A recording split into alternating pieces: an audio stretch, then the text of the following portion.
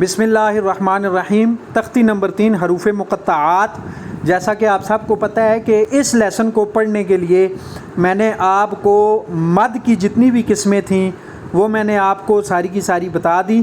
آج اس لیسن کو ہم پڑھنے کی پریکٹس کرتے ہیں۔ یہ تمام حروف مقطعات ہیں، جیسا کہ میں نے آپ کو ویڈیو میں بتا چکا ہوں۔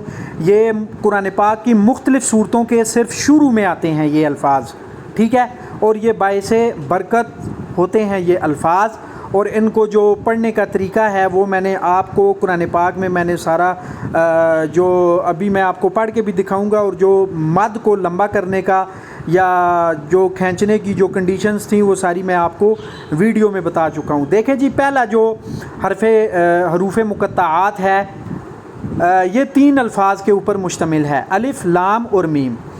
الف بغیر کسی حرکت کے جب آئے گا تو ہم اس کو الف پڑھیں گے، اگر حرکت کے ساتھ آئے گا تو پھر ہم اس کو حمزہ پڑھیں گے۔ اب دیکھیں، الف کے ساتھ کسی بھی قسم کی کوئی حرکت نہیں ہے، الف کو ہم الف پڑھیں گے۔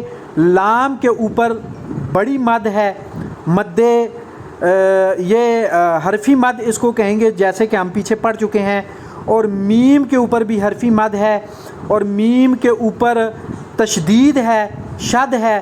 لام کو میم کے ساتھ ملا کر غنہ کر کے پھر آگے میم کو بھی مد کے ساتھ لمبا کر کے کھینچ کے پڑھیں گے۔ فار ایگزامپل، بسم اللہ الرحمن الرحیم، الف لام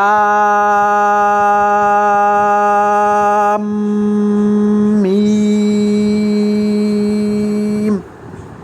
یہ ہے جی اس کو پڑھنے کا طریقہ۔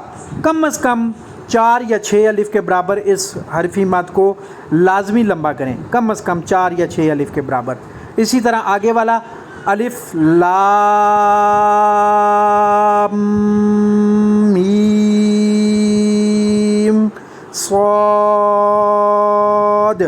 اگر لمبا کرتے ہوئے آپ کا سانس ٹوٹ جائے تو ایک حرف کی ادائیگی کے بعد آپ بے شک اپنا سانس توڑ کے پھر آگے والے حرف کو اچھے طریقے سے ادا کر لیا کریں۔ اور یہ جو شد والے جن الفاظ کے اوپر تشدید ہے، جیسے الف لام میم کے میم کے اوپر اور الف لام میم صاد